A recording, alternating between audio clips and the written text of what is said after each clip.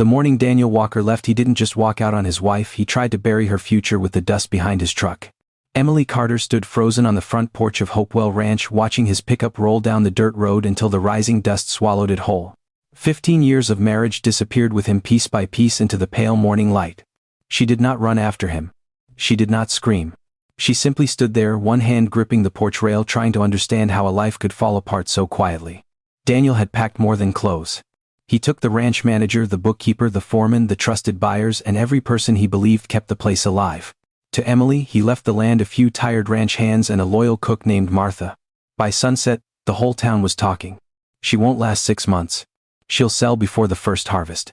A woman alone can't run a ranch that size.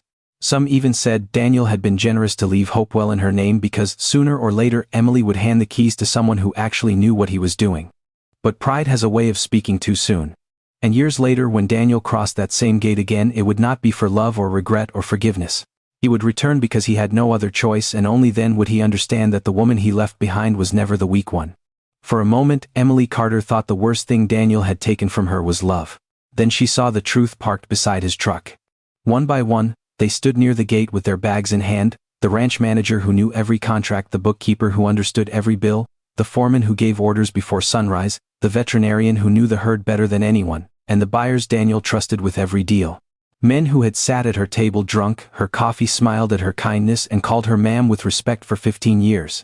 Now they could barely look her in the eye. Emily stepped off the porch slowly, her heart beating so hard she could hear it in her ears. "Where are they going?" she asked, though deep down she already knew. Daniel did not answer right away. He adjusted the cuff of his shirt the way he always did before closing a deal. Calm, controlled, almost businesslike. "They're coming with me," he said. The words hit harder than any shout could have. "With you," Emily repeated. "To Silver Creek Ranch," Daniel said. "I'll need people I can trust. People I can trust." Emily looked past him at the workers near the truck. The manager lowered his eyes. The bookkeeper pressed his lips together. The foreman shifted his weight like a man who wished the ground would open and swallow him. No one spoke for her. No one stepped forward. No one said Daniel had already taken enough. Emily swallowed the ache rising in her throat. "And what am I supposed to do here?" Daniel sighed, not cruelly but with the tired patience of a man explaining something obvious. "The house is yours. The cattle stay, the equipment stays, the land stays. Hopewell is still a good ranch. A ranch without the people who know how to run it," she said. He finally looked at her then, and there was no anger in his face. That made it worse. If he had yelled, she could have fought back. If he had blamed her, she could have defended herself. But Daniel only looked at her with quiet certainty, as if her failure had already happened and he was simply waiting for her to catch up. "You were never involved in that part," he said. Emily felt those words settle inside her like stones. Never involved. As if the meal she had made before dawn meant nothing. As if the sick hands she had helped, the family she had comforted, the small problems she had solved before they reached Daniel's desk were nothing. As if 15 years of standing beside him had made her invisible instead of strong. She turned toward the barn. A few ranch hands remained near the fence, their hats in their hands, watching from a distance. Simple men. Honest men. Tired men. Men who knew the soil, the animals, the long days and the short paychecks, but not the bank papers, not the contracts, not the buyers waiting to take advantage of weakness. Daniel had not left her helpless by accident. He had done it carefully. He had left her the body of the ranch but taken the bones that held it upright. And still he spoke as if he had done her a kindness. "You can sell it," he said. "That would be best." Emily stared at him. In that moment she understood something colder than betrayal. Daniel did not believe he was destroying her. He truly believed she could not survive unless someone stronger decided her future for her. He picked up his leather bag and walked toward the truck. Behind him the men followed. Emily stood alone in the yard as engines started, dust rose, and the life she had known pulled away from Hopewell Ranch in a slow line of vehicles. By the time the gate closed behind them, the silence felt enormous. But somewhere beneath the pain, beneath the fear, beneath the humiliation, something small inside Emily refused to die. By noon, Emily Carter's pain no longer belonged only to her. It had traveled faster than Daniel's truck. Before the dust had fully settled on the road outside Hopewell Ranch, people in town were already speaking her name like the ending had been written. At the feed store, men leaned against the counter and shook their heads with the heavy confidence of people who had never once walked in her shoes. At the diner, coffee cups paused halfway to lips while women lowered their voices just enough to pretend they were not gossiping. Even outside the small bank on Main Street, the story moved from one mouth to another, growing colder each time it was told. 6 months, someone said. "That's all I give her." 6, another answered. "She'll be lucky to make it to the first harvest." They said Daniel had always been the brain behind Hopewell. They said he knew the buyers, the cattle, the numbers, the weather, the men, the land. They said Emily knew how to pour coffee and keep a clean house, and that was about it. No one mentioned the years she had risen before sunrise. No one mentioned the meals she had served to workers who came in cold, hungry, and worn down from the fields. No one remembered the quiet way she knew which ranch hand had a sick child, which family was short on money, which old fence needed fixing before a storm made it worse. To them, kindness was not leadership. Silence was not strength. And a woman who had spent 15 years standing beside a powerful man was not considered powerful herself. By late afternoon, the talk had become almost cruel. Some said Daniel had been generous leaving Hopewell in her name. Others said he had been foolish because a ranch that size did not belong in the hands of a woman alone. A few laughed and said the smart thing would be for Emily to sell quickly before the land lost value and the workers scattered. They spoke as if she were already defeated. As if her hands had already signed the papers. As if the gates of Hopewell Ranch were already waiting for some man with a stronger voice and a bigger checkbook to take control. Back at the ranch, Emily knew none of the exact words being said, but she could feel them. She felt them in the way the remaining hands avoided her eyes. She felt them in the silence around the barn. She felt them in the empty office where Daniel's chair sat pushed back from the desk as if even the room expected him to return and make decisions. She stood in that office for a long time. The ledgers were stacked on the desk. Contracts she had never signed were tucked into folders. Bills waited in neat piles. Names of buyers, suppliers, lenders, and contractors stared back at her from pages that suddenly looked like a language she should have learned years ago. For the first time that day, fear nearly won. Emily pressed both hands against the edge of the desk and closed her eyes. She could hear the town already. She could hear their certainty. She could hear Daniel's calm voice telling her that selling would be best. Maybe they were right. Maybe a woman alone could not command a ranch. Maybe love, loyalty, and years of quiet service were not enough to keep land alive. Then Martha appeared in the doorway, wiping her hands on her apron. She did not ask if Emily was all right. Women like Martha knew better than to ask questions with obvious answers. Instead, she looked at the papers on the desk, then at Emily. "They're talking in town," Martha said softly. Emily opened her eyes. "I know." Martha stepped inside. "Let them talk." Emily gave a broken, tired smile. "That won't save the ranch." "No," Martha said. "But listening to them might kill it." The words settled deep. Outside, the sun was beginning to drop behind the fields Daniel had left behind. The same fields everyone believed Emily would lose. The same land the town had already buried in gossip. But Emily Carter was still standing. And for that first long evening at Hopewell Ranch, standing was enough. That night, Emily did not sleep. The bedroom felt too large without Daniel's breathing on the other side of the bed. The walls seemed to hold every year of their marriage, every promise, every quiet dinner, every morning she had believed they were building something together. But after hours of staring into the dark, grief slowly gave way to memory. And memory, strange as it was, began to remind her of the truth. Daniel had been the name people praised. Daniel had been the one shaking hands in town, closing deals, standing beside buyers with his hat tilted just right. When the cattle sold high, people congratulated him. When the fields produced more than expected, men slapped his back and called him a genius. Emily had never asked for applause. But she had been there. She remembered the winter old Samuel's wife got sick and Daniel wanted to replace him because his work had slowed. Emily had been the one who drove groceries to Samuel's house and arranged for 2 younger hands to cover his chores until he could stand steady again. She remembered the summer, the south fence nearly collapsed before a storm. Daniel had been away at a meeting, unreachable. Emily had noticed the loose post herself, sent the boys out before dark, and saved 3 dozen head of cattle from breaking into the road. She remembered the mornings when the ranch hands came in cold and silent, and she knew which man needed strong coffee, which one needed a kind word, and which one needed to be left alone until the weight in his chest passed. She knew their names. Not just first names. Their wives' names. Their children's names. The bills they worried about. The injuries they tried to hide. The pride they carried even when their boots were worn thin. Daniel had managed the business. But Emily had held the people together. Before sunrise, she rose from bed and walked through the house while the world outside was still gray and damp. In the kitchen, Martha was already there, tying her apron, pretending not to see the dark circles beneath Emily's eyes. "You're up early," Martha said. Emily poured coffee with hands that were still not steady. "I don't think I ever really went to bed." Martha gave a small nod, then set a plate of biscuits on the table. "The men will be here soon." Emily looked toward the window. Beyond the glass, Hopewell Ranch stretched out under the morning mist, barns, fields, fences, cattle, and silence. Yesterday it had looked like something Daniel had left behind. Today it looked like something waiting to be answered. When the remaining ranch hands gathered near the barn, they stood awkwardly, hats in their hands, Unsure whether to speak to her as the owner, the widow of a marriage, or a woman everyone expected to fail, Emily walked toward them slowly. She felt every eye on her. She felt the town's gossip pressing at her back. She felt Daniel's words still cutting through her chest. You were never involved in that part. Maybe not in the way he had meant. But she had been involved in every other way that mattered. She stopped in front of the men and looked at their tired faces one by one. Samuel, Ben, Luis, Carter. Men who had eaten at her table. Men whose families she had prayed for. Men who knew the land with their hands, not with papers. Her voice was quiet when she spoke, but it did not break. Daniel took the people who knew the contracts, she said.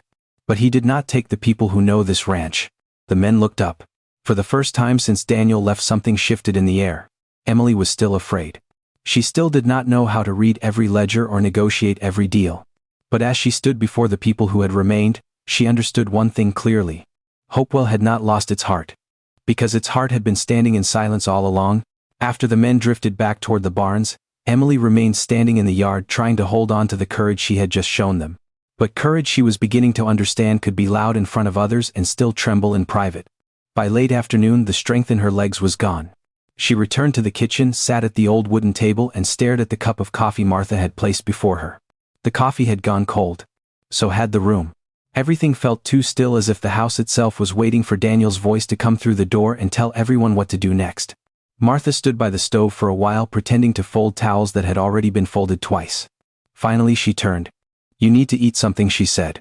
Emily shook her head. I can't. Martha did not leave. She carried a small plate to the table, set it down, and pulled out the chair across from her. She sat without asking permission.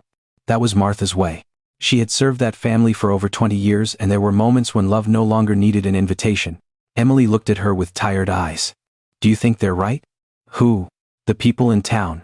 Emily's voice dropped almost to a whisper. Daniel. Everyone. She swallowed hard. Maybe I really can't do this. Martha studied her for a long moment. Not with pity. With the steady patience of someone who had watched storms come and go and knew the house was stronger than the wind believed. Let me ask you something, Martha said. Emily wiped beneath one eye. What? Who made breakfast for 40 workers when harvest days started before sunrise? Emily looked down. I did. Who knew which ranch hand had a sick child and needed an advance before payday? I did. Who prepared the house every time buyers came, made sure they were fed comfortable and treated with respect? Emily's lips parted, but the answer came softer this time. I did. And who stayed up late cooking when the men worked past dark so nobody went home hungry? Emily closed her eyes. I did. Martha leaned forward and placed one hand on the table. Then why are you sitting here telling yourself you never did anything for this ranch? The question struck deeper than Emily expected. For 15 years she had called those things duty. Marriage. A wife's work. The quiet tasks no one praised because they were expected to be done. She had never thought of them as leadership. She had never thought of kindness as something that could hold land together. Martha's voice softened. Daniel was good at making deals. Nobody can deny that. But there is a difference between making a ranch produce and giving a ranch a soul. Emily's eyes filled again. Martha reached across the table and took her hand. A man who walks away from a woman like you does not deserve all your tears. Emily tried to speak, but the words broke apart before they reached her mouth. I'm not saying it's easy to forget, Martha continued. I'm saying you have to stop staring at the one who left and start seeing the people who stayed. Emily turned toward the window. Outside, Sam was repairing a fence alone. Tony was working on an old tractor near the shed. Joe was moving the cattle into the far pasture. They had not followed Daniel. They had not packed their bags. They were still there. Martha squeezed her hand gently. This may be the chance God is giving you, Emily. The chance to show this town you were never just Daniel Walker's wife. Emily looked back at her. Martha's eyes did not waver. You are the woman who can keep this whole ranch standing. For the first time since Daniel left, Emily took a full breath without feeling like her chest might collapse. The fear was still there. The pain was still there. But beneath it, something else began to rise. Not pride. Not anger. A quiet belief. And sometimes that is where a woman's second life begins. The next morning, Emily Carter understood that hope was not a feeling. It was a decision made with tired eyes, shaking hands, and no guarantee that the ground would hold. She woke before sunrise not because she had slept well but because the questions had chased her through the night. What papers were waiting at the co-op? What debts had Daniel left hidden in drawers? What promises had he made with her name attached to them? Every thought came with a weight that pressed against her ribs until breathing felt like work. Still, she got dressed. She pulled on an old pair of jeans, buttoned one of Daniel's work shirts over her blouse, then stopped in front of the mirror. For a second, the shirt felt like a surrender, like she was borrowing strength from the man who had walked away. Then she rolled up the sleeves and looked at herself again. No. This was not his strength. This was cloth. Nothing more. The woman wearing it would decide what it meant. By 7 o'clock the remaining ranch hands had gathered near the main barn. Sam stood with his hat pressed between both hands. Tony leaned against the old tractor, grease already darkening his fingers. Joe watched the ground, kicking dust with the heel of his boot. A few younger workers stood behind them, quiet and unsure, waiting to see whether this new day would bring orders, panic, or silence. Emily walked toward them with Martha beside her. For a moment no one spoke. The morning air smelled of hay, damp wood, and coffee drifting from the kitchen window. Somewhere in the pasture cattle moved slowly through the pale light, unaware that the people responsible for them were standing at the edge of something none of them had chosen. Emily looked at each man carefully. These were the people Daniel had dismissed as just the ranch hands. But their faces told another story. These men knew the broken gates, the dry wells, the stubborn animals, the bad patches of fence, the low places where rainwater collected, and the hard places where grass refused to grow. They knew the land through labor, not through ledgers. And Emily knew them. That was the only advantage she had. So she used it. "I'm not going to stand here and pretend I know everything," she said. The words surprised them. Maybe they surprised her too. Her voice trembled, but she did not stop. "I don't know every contract Daniel signed. I don't know every buyer he trusted. I don't know every number in those books. And I won't insult you by acting like I do." Sam lifted his eyes. Tony stopped wiping his hands on a rag. Emily swallowed. Pride begged her to say something stronger, something polished, something that would make her sound like Daniel. But Martha's words from the night before stayed with her. "Stop looking at who left. Start seeing who stayed." So Emily told the truth. "I am afraid," she said softly. "I'm afraid of failing. I'm afraid of losing this place. I'm afraid the town might be right about me." A heavy silence settled over the yard. Then Emily took one step closer. "But I am more afraid of giving up before I even try." The men looked at her differently then. Not with pity, not exactly with confidence either. But with attention. Real attention. "Daniel took the people who knew the paperwork," she continued. "But he did not take the people who know the work. He did not take your hands, he did not take your years here. He did not take what you know about this land." Her eyes moved from one face to the next. "I cannot run Hopewell Ranch alone," she said. "And I will not lie about that. But maybe that was always the mistake. Maybe one person was never supposed to carry all of it." Joe shifted, then cleared his throat. "Ma'am, I know most of the cattle buyers Daniel dealt with. They talked around me like I wasn't listening. But I was." Emily turned to him surprised. Tony spoke next. "That tractor near the north shed needs a belt before it tears up the whole engine. Daniel kept putting it off." Sam nodded slowly. "South pasture can hold the smaller herd for 2 more weeks if we rotate early. After that we'll need feed." One by one the silence broke. Not loudly. Not dramatically. But honestly, a problem here. A warning there. A name. A memory. A practical truth Daniel had never bothered to ask them for. Emily stood in the middle of that circle and felt something inside the ranch begin to move again. Not because she suddenly knew everything, but because she had finally stopped pretending she had to. Martha watched from beside the barn, her eyes shining. By the time the sun rose fully over Hopewell, they had no miracle. No money had fallen from the sky, no contract had signed itself, no gossip had vanished from town. But they had something stronger than pride. They had trust. And for the first time since Daniel Walker drove away, Hopewell Ranch no longer felt abandoned. It felt awake. Hopewell Ranch felt awake that morning. But being awake did not mean being safe. Just after 8, when the first real light spread across the fields, a dark pickup rolled through the front gate and stopped near the house. The truck was clean, polished, out of place among the dust, mud, and tired machines. Emily noticed it from the barn and felt her stomach tighten before she even knew why. A man stepped out holding a leather folder under one arm. He was older, gray-haired, dressed in a pressed shirt and work boots that had seen more offices than pastures. Sam walked beside him toward the house, his face serious. "Mrs. Carter," Sam said carefully, "this is Mr. Harris from the County Farm Cooperative. He came to speak with Daniel." The name landed between them like a stone. Emily wiped her hands on her jeans and forced herself to stand straight. "Good morning, Mr. Harris." He shook her hand with respect, but his eyes searched the porch behind her, waiting for the man who was not coming back. "Good morning, Mrs. Carter," he said. "Did Daniel not tell you I was coming?" Emily held his gaze. "My husband left Hopewell." The words still hurt, but they no longer broke her voice. Mr. Harris went silent. For a moment, the only sound was the wind moving through the dry grass near the fence. He looked down at the folder, then back at her, and Emily saw the hesitation in his face. It was the look people gave before delivering news they wished belonged to someone else. "I understand," he said softly, though it was clear he did not understand at all. Martha appeared at the kitchen doorway, drying her hands on a towel. She looked from Emily to the folder and said nothing. She didn't have to. The entire air around the house had changed. Emily led Mr. Harris into the sitting room where Daniel used to meet buyers. The same room where men had laughed over coffee, signed papers, and treated her presence like decoration. Today she sat at the table alone. Mr. Harris opened the folder slowly. "I'm sorry to bring this up at a difficult time," he began, "but there is an important matter concerning the ranch." Emily folded her hands in front of her. "Tell me." He took out several documents and lined them up carefully as if neat paper could soften a heavy truth. 2 years ago, Hopewell Ranch entered into a financing agreement through the cooperative. It was for herd expansion, equipment support, and operating improvements. Emily stared at the first page. Financing agreement? The words looked official, cold, final. "I didn't know about this," she said. Mr. Harris nodded with visible discomfort. "Daniel handled this side of the operation. The payments have been made on time until now." "Until now?" Emily felt the room grow smaller. He turned another page and pointed near the bottom. "The next payment is due in 15 days. 15 days. Not a season. Not a year. Not even a month. 15 days. Emily's fingers tightened around the edge of the table. "How much?" Mr. Harris told her. For a moment she could not move. The number did not sound real. It was too large, too sudden, too cruel. It was not just a bill, it was a wall rising in front of the road she had only just decided to walk. She looked at the papers again, searching for some mistake, some hidden mercy, some small line that would make the amount less impossible. There was none.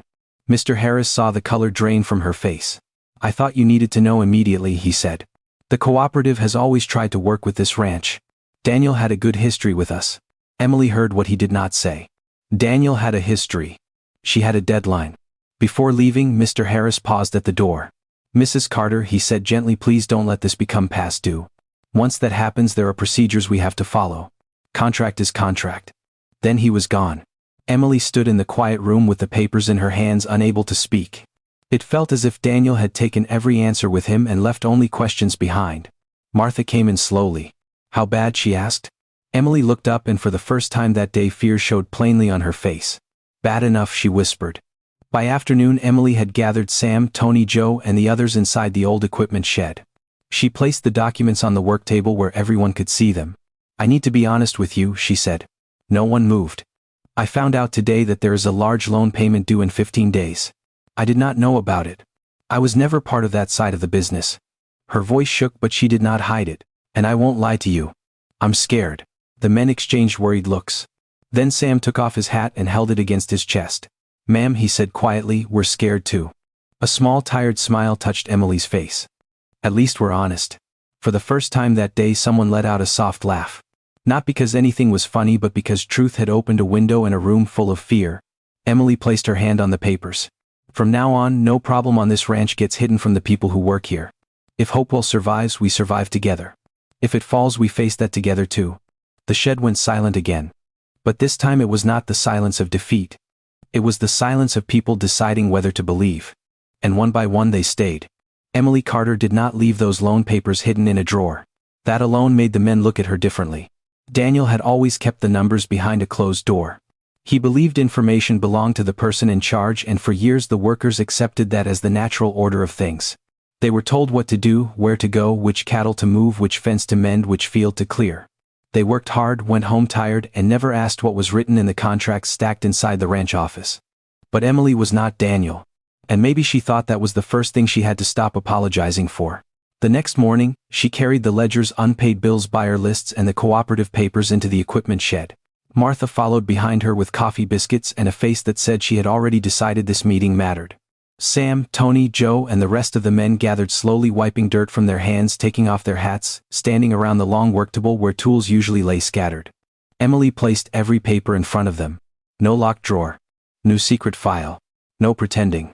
"This is what we owe," she said. Her voice was steady enough to surprise even herself. The men stared at the number on the cooperative notice. Some looked away.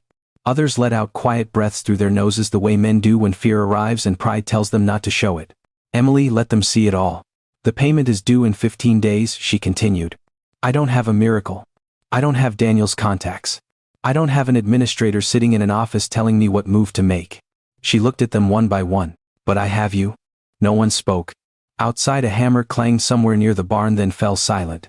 Even the ranch seemed to be listening. I know what people in town are saying, Emily said. They think this place is finished because Daniel left. They think the only thing standing between Hopewell and failure was one man in a clean truck with a loud voice. Sam's jaw tightened. Tony lowered his eyes. Joe shook his head once slowly, like the words had burned him too. Emily placed both palms on the table. I'm done running this ranch like everyone is waiting for one person to save it. That was never leadership. That was pride dressed up as order. The sentence settled heavily in the room. Martha looked down, hiding the faint smile at the corner of her mouth. From now on, Emily said, we work differently. Every problem gets spoken out loud. Every expense gets looked at, every idea gets heard. I don't care if it comes from the oldest hand here or the youngest boy cleaning stalls. If it helps this ranch survive, it matters. For the first time, a few of the men lifted their heads. She turned to Sam. You know the pastures better than anyone. I need to know which sections can carry the herd without wearing out. Sam nodded. I can map that today. She looked at Tony. You know the machines. Tell me what must be repaired now and what can wait. Tony rubbed the back of his neck. The old tractor can wait if we strip parts from the broken mower. But the water pump can't. Then the pump comes first, Emily said. She turned to Joe. You said, you heard the buyers talking when they thought no one was listening. Joe gave a small embarrassed shrug. Yes, ma'am. Then write down every name you remember. Every price. Every place Daniel sold cattle. Joe nodded, and something like purpose entered his face. The meeting changed after that. Not all at once. Not like a storm breaking. More like a fire catching in dry wood. One man mentioned extra feed stored behind the old tack room. Another said a neighbor might rent them equipment cheaper than buying repairs outright. Someone else remembered a buyer Daniel had refused because he did not like negotiating with smaller operations even though the man paid fair. Sam suggested rotating the herd sooner. Tony offered to work late on the pump without extra pay until the crisis passed. Emily raised her hand. No, she said gently. No one works for free. Tony opened his mouth to argue, but she stopped him. If Hopewell wins, we all win. If this ranch stands, it stands because every person here helped hold it up. That means I will not save it by breaking the backs of the people who stayed. The room went quiet again. But this silence was different. It was not fear. It was respect. Emily looked around the shed and realized that something Daniel had never built was forming right there in front of her. Not obedience. Not dependence. Something stronger. A team. By sunset, the work table was covered in notes, numbers, names, and plans written in different handwriting. Nothing was solved yet. The debt was still real. The deadline was still coming. The town was still waiting for her to fail. But Hopewell Ranch had changed. For the first time, the people who worked the land were being asked to help lead it. And Emily Carter, the woman everyone called helpless, had just done the one thing Daniel never understood. She made the ranch belong to all of them. That same week, Hopewell Ranch faced its first real test under Emily Carter's name. It did not come with thunder. It did not come with a warning. It came in the shape of a clean pickup truck rolling into the yard just after lunch, tires crunching over the gravel as if the man inside already owned the place. Emily was standing near the equipment shed with Sam when the truck stopped. A heavy-set cattle buyer stepped out, tipping his hat with a smile that never reached his eyes. She recognized him at once. He had sat across from Daniel many times, drinking coffee in the front room, speaking in numbers, nodding like every deal belonged to men who understood the world better than everyone else. Mrs. Carter, he said. Heard you might be looking to move some cattle. Emily felt every worker nearby go still. The loan payment was still hanging over them. 15 days. Every morning the number waited for her before she even opened her eyes. Selling part of the herd could give them breathing room, maybe enough to keep the cooperative from closing its fist around the ranch. So when the buyer named his price, Emily wanted to believe it was a door opening. But before she could answer, Tony stepped closer. He did not interrupt loudly. He did not embarrass her. He simply moved beside her, leaned in just enough and murmured, "That's far below market, ma'am." Emily kept her face calm, but the words struck hard. Far below market. The buyer saw the flicker in her eyes. Men like him were good at seeing weakness. They could smell panic the way coyotes smell blood in dry grass. He smiled wider. I can take them today. Cash settled fast. No waiting, no trouble. Fast. That was the hook. Fast money. Fast relief. Fast escape from fear. Emily looked toward the pasture. The cattle moved slowly behind the fence, unaware they had just become numbers in a stranger's mouth. She thought of the cooperative papers. She thought of the town laughing. She thought of Daniel's voice telling her that selling would be best. For one dangerous second, fear spoke louder than wisdom. Then, she heard Martha's voice from the kitchen the night before. Do not make decisions out of fear. Emily drew a slow breath. I'd like until tomorrow to think it over. The buyer's smile thinned. If you wait, I may not keep the offer. There it was. The push. The pressure. The hand reaching for the steering wheel of her life. A month ago, Emily might have folded. A year ago, she might have looked for Daniel. 15 years ago, she might have believed that hesitation meant weakness. But today the men were watching. And more than that, she was watching herself. She lifted her chin. Then I'd rather lose the sale than sell without being sure. The buyer stared at her for a long moment. Then he gave a short, ugly laugh. Your husband never would have done that. The words were meant to shrink her. To drag Daniel back into the yard like a shadow and place him between her and her own decision. But Emily did not step back. No, she said quietly. He would have done what he thought was right. The buyer's eyes narrowed. Today, Emily continued, I decide what is right for Hopewell. The yard went silent. The buyer's face hardened. He closed his folder, turned without another word, climbed into his truck and slammed the door. A moment later, gravel spat beneath his tires as he drove away. Only when the dust settled did Tony release the breath he had been holding. Thank you, he said. Emily looked at him confused. For what? If you had taken that deal, we would have lost almost a third of what those cattle were worth. A third. Emily's knees nearly weakened, but she did not let them. She only nodded, pressing the truth deep into herself. Fear had almost cost them more than waiting ever could. By evening, the buyer had already reached town with his own version of the story. Emily Carter doesn't know a good deal when it's handed to her. She can't even sell cattle. She's going to sink that ranch herself. The gossip returned like vultures circling fresh ground. But this time, Emily did not feel buried by it. At Silver Creek Ranch, Daniel heard the news later that night. His manager told him Emily had turned down a cattle sale from one of his old buyers. Daniel leaned back in his chair and smiled, at first certain the town had been right about her. But the smile did not last. Because somewhere beneath his pride, a question had begun to form. What if she had not refused because she was foolish? What if for the first time she had refused because she was learning? The next morning the gossip from town reached Hopewell before the sun was fully over the fields. Emily heard it from Joe first. He did not want to tell her. That much was clear from the way he stood near the porch, turning his hat in his hands, eyes fixed on the ground like the dirt might give him better words. They're saying you turned down the only chance we had, he said quietly. Emily stood still. Martha, who was setting a tray of coffee cups on the porch table, stopped moving. Joe swallowed hard. They're saying you don't know cattle. That you don't know numbers. That Daniel would have taken the deal and saved the ranch. For a moment the words hurt exactly the way they were meant to.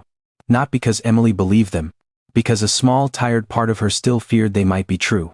She looked toward the pasture where the herd moved under the pale morning light. Every animal out there represented money they needed, food they had to provide, and a future that still felt fragile enough to break in her hands. Then Tony walked up from the equipment, shed grease on his shirt, sleep still heavy beneath his eyes. Daniel might have taken that deal, Tony said. But Daniel wasn't here yesterday. We were. Joe nodded slowly. And we know what those cattle are worth. Sam came from the barn next, wiping sweat from his forehead with the back of his sleeve. Mrs. Carter didn't make a foolish decision, he said. She made a careful one. Emily turned to them, surprised by the quiet strength in their voices.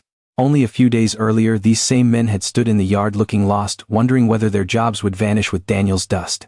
They had been polite, yes. Loyal maybe. But uncertain. Fearful. Waiting for the ranch to collapse the way everyone said it would. Now they stood in front of her like men who had decided something. Not because she had shouted orders. Not because she had tried to sound bigger than she felt. Because she had told them the truth. Because she had placed the papers on the table. Because she had admitted she was afraid and still refused to surrender. Emily looked from one face to another. Sam with his sunburned neck and steady eyes. Tony, who could make an old tractor breathe again with wire patience and prayer. Joe, who remembered every buyer who had ever stepped onto the property because men like Daniel had spoken freely around him, never imagining he was listening.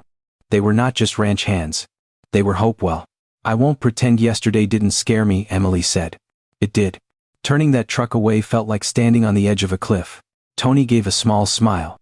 Looked steady from where I was standing. Emily almost laughed, but emotion caught in her throat first. I don't know if we can save this place, she admitted. But I know this. I will not save it by letting people take advantage of us. And I will not lead by acting like I'm above the people who stayed when everyone else walked away. The men grew quiet.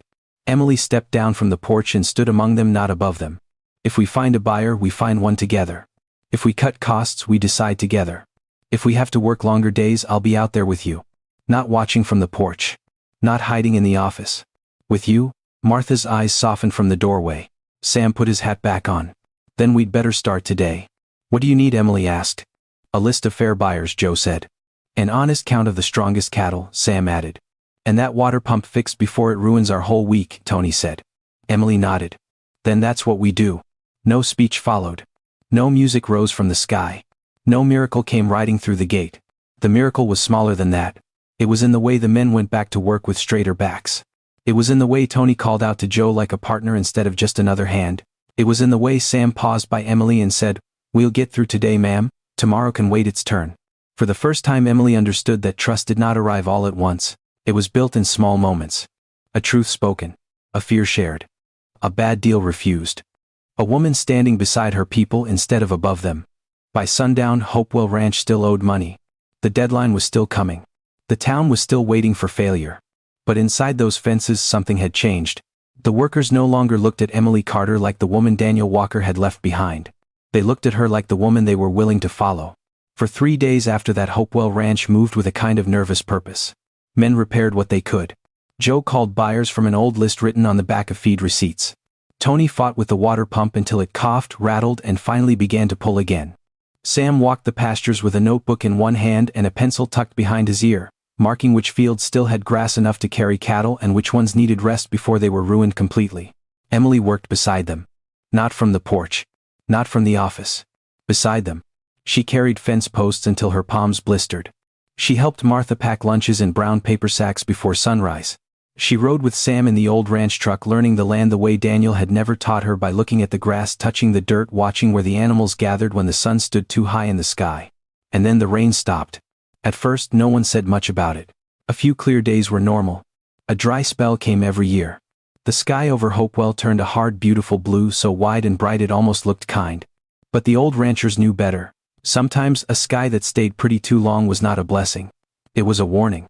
By the end of the first week, the dust had changed. It no longer rose soft beneath boots. It lifted sharp and thin, clinging to skin, settling on windowsills, coating the cattle troughs in a pale film. The grass in the lower pasture lost its shine. The green faded slowly, then all at once, as if the land itself had grown tired. By the second week, cracks appeared near the south fence. Emily saw them at sunrise. Thin lines at first, splitting the soil like old scars. She stood there with Sam, silent, while a small group of cattle nosed through the field, searching for the tallest patches of grass left. Sam removed his hat. "That pasture's starting to feel it," he said. Emily did not answer right away. She had learned that silence, when used carefully, could keep fear from spilling out too soon. "How long?" she asked. "If the rain comes, we'll be all right." Sam looked toward the empty sky. "If it doesn't, we'll need feed. More than we planned." The words settled between them. More feed meant more money. More money meant the loan payment moved farther away. That afternoon, Emily called a meeting in the equipment shed again. No one looked surprised anymore. This had become their room of truth, the place where problems were not hidden until they grew teeth. She spread a hand-drawn map of Hopewell across the table. "We're changing the way we move the herd," she said. "Sam, you'll lead pasture rotation. Nothing gets overgrazed unless there is no other choice." Sam nodded. "Tony, check every trough, every pipe, every water line. If we're losing water anywhere, even a slow leak, I want to know today." "I'm on it," Tony said. "Joe, call the feed suppliers. Not the biggest names first. Call the smaller ones Daniel never bothered with. Ask for prices, delivery dates, and credit terms." Joe was already writing. Martha stood near the door, watching Emily with quiet pride. Then Emily looked around the table. "We buy only what we truly need. We waste nothing. We save water, we save pasture. We save strength. And while there is still a way forward, nobody hands this ranch over to fear." The men answered together. "Yes, ma'am." Not loudly. Firmly. That was enough. Over the next several days, Hopewell became a place of movement. Men repaired fences before weak cattle could drift into dry sections. Old barrels were cleaned and set near the barn to store water. Troughs were shifted closer to the shaded lots. Feed was measured carefully, not wasted by the scoopful the way it had been before. Sam spent hours under the burning sun searching for patches of pasture worth protecting. Tony worked until his shirt was soaked through, sealing leaks in pipes that had been ignored for years. No one complained. They were too tired for complaints and too committed to quit. Meanwhile, across the county at Silver Creek Ranch, Daniel watched the same dry sky and heard the same rumors. At lunch one afternoon his manager said, "This drought is going to break a lot of people." Daniel nodded. Then the man added almost casually, "If Emily hasn't sold Hopewell by now she will after this." Daniel expected the words to please him. They did not. That evening on his way back from town he took the long road past Hopewell's outer fence. He slowed the truck expecting to see defeat, empty fields, thin cattlemen leaving. Instead he saw workers moving together with purpose. He saw feed being unloaded. He saw fences being repaired. And in the distance beneath a sky that refused to rain he saw Emily walking beside her men, dust on her jeans, sleeves rolled up, head held high. For the first time Daniel did not see the woman he had left behind. He saw the woman who had kept going. The rain finally came on a Wednesday afternoon. It did not begin gently. It broke open over Hopewell Ranch like the sky itself had been holding back tears for too long. The first drop struck the dust with a sound so soft, so holy that every man in the yard stopped working and looked up. Then the clouds released everything. Rain poured over the barns, the fences, the fields, the dry troughs, the cracked earth. Tony laughed first. Joe took off his hat and let the water run down his face. Sam stood near the south pasture with both hands on his hips, staring at the sky like a man seeing an old friend return from war. Emily did not move at all. She stood in the middle of the yard, soaked within seconds, her hair stuck to her cheeks, her shirt heavy against her skin. For weeks she had carried fear like a second body. Fear of the debt. Fear of the drought. Fear that every choice she made might become the one that ruined them. And now for the first time since Daniel left Hopewell Ranch breathed. The grass did not turn green overnight. The cattle did not regain weight in a day. The loan did not disappear. But the ponds began to fill. The soil softened. The air changed. Hope, Emily learned, sometimes smelled like wet dirt. Over the next few weeks the ranch slowly came back to life. The pastures began to recover their color. The cattle grew stronger. The men worked with a little more lift in their shoulders. Even Martha started humming again in the kitchen while she kneaded biscuit dough before sunrise. For a brief, beautiful stretch of time Emily let herself believe the worst might finally be behind them. Then came Saturday morning. It was still dark when Tony woke to a strange orange glow flickering against his bedroom wall. At first, half asleep, he thought it was sunrise coming early. Then he smelled smoke. He ran outside barefoot. The storage barn was burning. "Fire!" he shouted. The word ripped through the ranch like a gunshot. Within minutes, doors flew open. Men came running from every direction. Sam dragged hoses from the pump house. Joe jumped onto a tractor and tried to move equipment away from the flames. Martha ran from the kitchen carrying wet towels. Emily came out in a nightgown and boots she had shoved onto the wrong feet, hair loose, face pale in the firelight. For 1 second she froze. The barn held hay bales, tools, repair parts and equipment they could barely afford to replace. It was not just a building. It was feed for the cattle. It was work for the coming months. It was money they did not have. Then a wall of flames snapped through the roof. Emily grabbed a bucket. No one had time to tell her to stay back. No one had time to protect her from the heat or the smoke or the sparks rising into the black sky. She ran beside the men, passing water hand to hand, coughing through the smoke, her eyes burning, her arms aching. For nearly 3 hours, Hopewell fought the fire. They fought to keep it from reaching the corrals. They fought to save the nearby equipment shed. They fought because quitting had become something this ranch no longer knew how to do. By sunrise, the flames were finally under control. But the storage barn was gone. Charred beams leaned into the smoke. Tools lay twisted in the ashes. Hay that had once meant survival was now blackened dust under Emily's boots. She walked slowly through the ruins, and for the first time in weeks the tears came fast. Sam stepped beside her. "Mrs. Carter." Emily raised one hand. "No," she whispered. She wiped her face with the back of her wrist, leaving a streak of soot across her cheek. "Not this time." The men looked at her. Emily turned toward them, seeing their burned sleeves, smoke-darkened faces, exhausted eyes. "We already learned how to stand back up," she said. No one answered. They did not need to. That same morning, something unexpected began. A neighbor arrived with lumber in the back of his truck. Then another came with extra tools. By noon, a local feed supplier sent hay without asking for payment up front. A former buyer Daniel had dismissed years earlier called and offered contacts for replacement equipment. By evening, people from town were pulling through the gate, some with nails, some with boards, some with food, some with nothing but willing hands. Emily stood near the ruins, stunned. Martha came beside her and smiled softly. "You fed their families, you helped when their children were sick. You remembered people when nobody else did." Emily's eyes filled again, but this time the tears felt different. She had thought kindness disappeared after it was given. Now she understood. Kindness waits. And when the fire comes, it finds its way home. While Hopewell Ranch was rising from ashes, Silver Creek Ranch was beginning to rot from the inside. At first Daniel Walker refused to see it. From the outside Silver Creek still looked strong. The fences were painted, the trucks were newer, the office had polished floors, and the men he had taken from Hopewell still moved around him like they knew exactly what they were doing.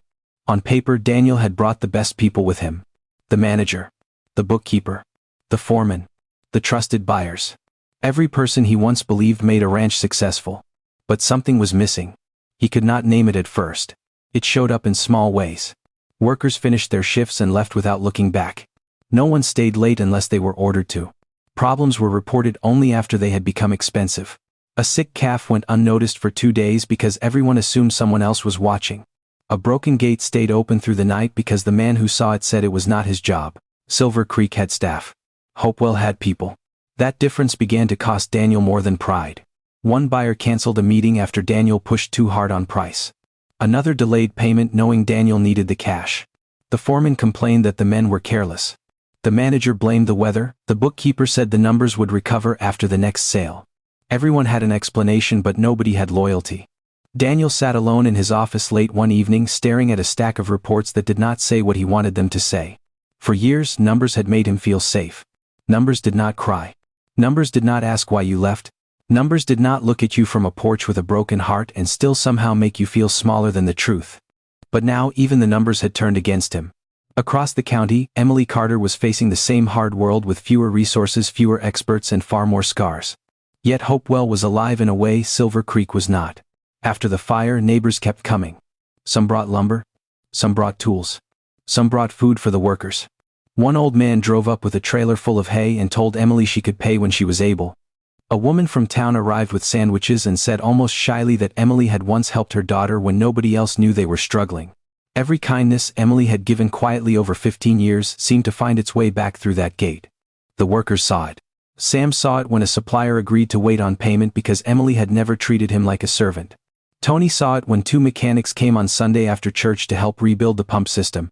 Joe saw it when a cattle buyer Daniel had ignored called Hopewell directly and offered a fair price not because the ranch was desperate but because he had heard how Emily did business.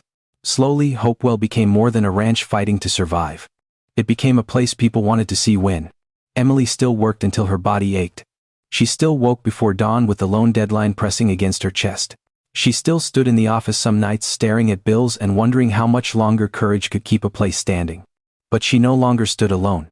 One evening, as the new storage barn frame rose against the sunset, Martha found Emily near the fence watching the men finish the last beams of the day. "They believe in you now," Martha said. Emily shook her head softly. "No. They believe in us." Martha smiled. "That is why they believe in you." Emily looked out over Hopewell, the patched fences, the tired cattle, the men laughing through exhaustion, the neighbors loading empty trays back into their trucks.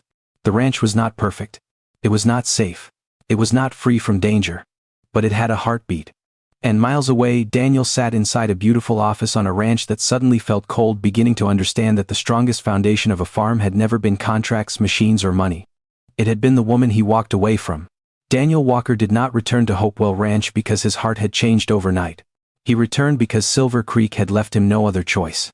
By then, the trouble there had grown too large to hide behind polished trucks and clean office floors. The men he had taken with him were skilled, but skill without loyalty had become expensive. Buyers no longer trusted his word the way they once had. Workers left the moment better pay appeared somewhere else. Small problems became large ones because no one cared enough to stop them early. Every day, Daniel looked around Silver Creek and saw a ranch full of people doing only what they were paid to do. Nothing more. No one noticed the tired man limping before he collapsed. No one remembered which family needed help before payday. No one stayed late because the land mattered to them. And for the first time, Daniel began to understand what had been missing. It was not a manager. It was not a foreman. It was not a better buyer or a stronger contract. It was Emily. That truth followed him for days before he had the courage to face it. It sat beside him at the dinner table. It stood behind him in the office. It rode with him in silence every time he passed the road that led to Hopewell. Finally, one late afternoon, Daniel turned his truck toward the old gate. The same gate he had crossed years earlier with his suitcase beside him and pride in his chest. Only this time the dust behind his truck did not feel like freedom. It felt like judgment. When Hopewell came into view, Daniel slowed down. He expected to feel pity. Maybe even satisfaction. Some broken part of him had imagined he would find the place barely standing patched together by stubbornness and luck. But what he saw made his hands tighten around the steering wheel. The front fence was repaired. The pastures were full. The barn that had burned was standing again, newer and stronger than before. Workers moved across the yard with purpose, not fear. A truck from town sat near the shed. 2 men were unloading supplies while Sam gave directions. Tony laughed beside the water pump as if the machine had finally become an old friend instead of an enemy. Then Daniel saw Emily. She stood near the barn, sleeves rolled up, speaking with Joe over a stack of papers. Her hair was pulled back. Her face was thinner than he remembered, marked by long days and hard decisions, but there was something in her posture he had never seen clearly before. Peace. Not the soft kind. The earned kind. The kind that comes only after a person walks through betrayal, fear, drought, fire, debt, and gossip and still refuses to disappear. Daniel stepped out of the truck, but no one ran to greet him. No one looked frightened. No one asked what he wanted, as if his presence still ruled the place. Emily noticed him last. For a moment they simply looked at each other across the yard. In that silence, Daniel remembered the morning he left. The porch. The leather bag. The cruel calm in his own voice when he told her she would be better off selling. He remembered the way she had stood there wounded and still while he mistook her silence for weakness. Now he understood. Her silence had never meant she had nothing inside her. It meant she had been carrying more than he ever knew. Emily walked toward him slowly. Not angry. Not eager. Not broken. Just steady. Daniel, she said. Hearing his name in her voice hurt more than he expected. He looked past her at the ranch, at the workers, at the rebuilt barn, at the life still moving through the land he had been certain would collapse without him. I heard Hopewell was doing well, he said. Emily held his gaze. It survived. The word struck him harder than praise ever could. Survived. Not because of him. In spite of him. Daniel swallowed, and for the first time in years there was no speech ready in his mouth, no confident explanation, no businesslike tone, no answer that could make the past sound reasonable. I didn't know, he said quietly. Emily did not ask what he meant. Because they both knew. He had not known what she carried. He had not known what she built. He had not known that the warmth in the kitchen, the trust in the workers, the loyalty in the community, and the quiet order beneath every successful day had come from her hands. Daniel looked at Hopewell again, and the truth finally became too heavy to deny. He had thought he left her with a ranch. But he had left the ranch with its heart. And somehow, Emily Carter had kept it beating. Months later, Emily Carter stood on a small stage at the county agricultural fair, looking out at a crowd that once whispered her failure before she had even begun. This time they were not laughing. Hopewell Ranch had been named one of the most respected family-run operations in the region, not because it was the biggest. Not because it had the most money, but because it had survived betrayal, debt, drought, fire, and doubt, and still became stronger. When Emily's name was called, Sam, Tony, Joe, Martha, and the rest of the Hopewell family rose to their feet first. Then the room followed. Applause filled the hall, but Emily did not smile because she had proved Daniel wrong. She smiled because she had finally learned she had never been powerless. Daniel stood at the back of the room, silent, watching the woman he once believed could not last 6 months receive the honor he had spent his life chasing. And in that moment he understood the deepest loss of his life was not a ranch. It was her. The lesson is simple but powerful: never confuse someone's silence with weakness. Some people are not quiet because they are empty. They are quiet because they are carrying things with grace that others would have dropped long ago. Life will sometimes strip away the people you thought you needed only to reveal the strength God already placed inside you. If Emily's story touched your heart, tell us in the comments. Have you ever been underestimated and proved people wrong? And don't forget to subscribe for more powerful stories of faith, courage, and second chances.